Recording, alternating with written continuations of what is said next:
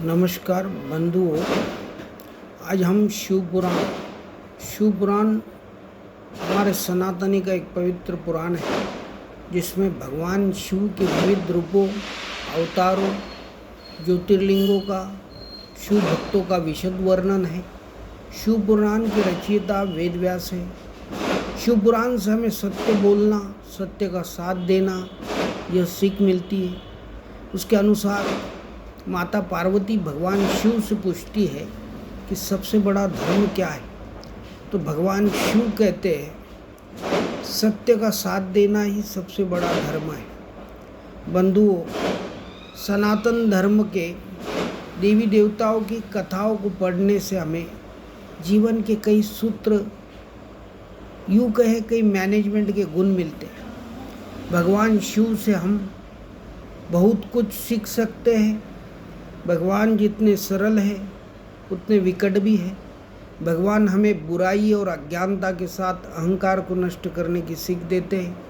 परिवार में परस्पर विरोधी रहकर साथ कैसे रहना, यह हमें उनसे सीखना चाहिए।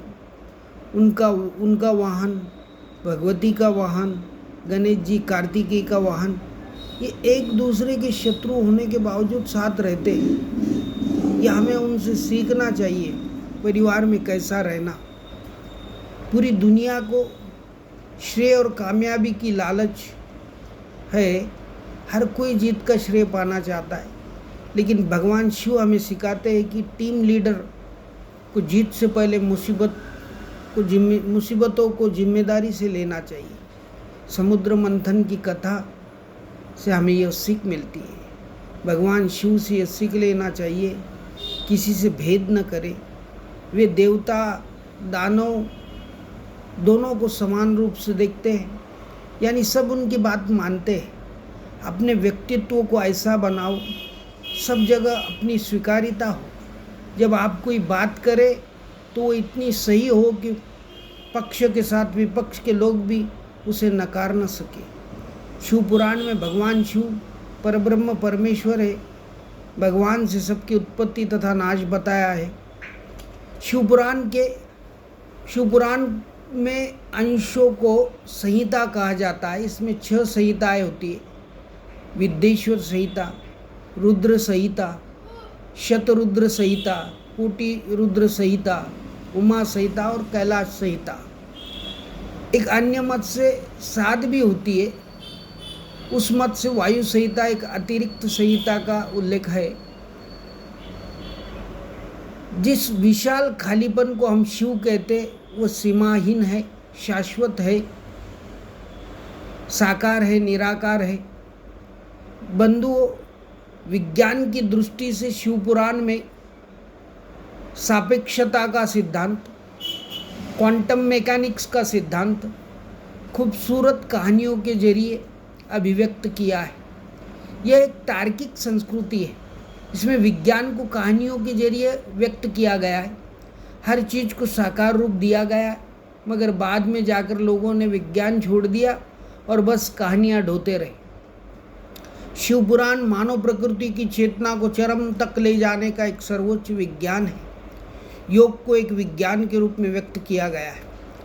शिव पुराण में मृत्यु के 12 संकेत बताए गए। शिव पुराण में शिव को पंच देवों में प्रधान अनादि सिद्ध परमेश्वर के रूप में स्वीकार किया गया है। शिव महिमा लीलाओं का अतिरिक्त इसमें पूजा पद्धति, अनेक ज्ञानप्रद आख्यान और शिक्षाप्रद कथाओं का वर्णन है। इसमें टोटल 24,000 श्लोक हैं। ब्रह्मा विष्णु उत्पत्ति की कथा है, शिव पार्वती विवाह की कथा है, 12 ज्योतिर्लिंग की कथा है, व्रत पूजा कैसे करना इसका वर्णन है, चंचुला की कथा है। चंचुला को शिव पुराण सुनने से वो भगवती की सखी होती है। भृंगी की कथा आती है। भगवान शिव तथा सती की कथा है। कुबेर जी की कथा है। भगवान शिव के शरभ अवतार की कथा है। काली आख्यान है। कार्तिकेय जी का जन्म कथा है। गणपति जी का जन्म कथा है। तारकासुर वध है। कामदेव का दहन, शंखचूड़ का वध, जालंधर वध, अंधक वध की कथाएं है। दुर्वासा चरित्र है। उषा अनिरुद्ध की कथाएं, रावण की कथाएं आती हैं। अनेक कथाएं शिव पुराण में, हमें शिव पुराण पढ़ना चाहिए। शिव पुराण जैसी ग्रंथ ये हमारे सनातन का अंग है, इसलिए हमें सनातन धर्म पे गर्व करना चाहिए। जय सनातन।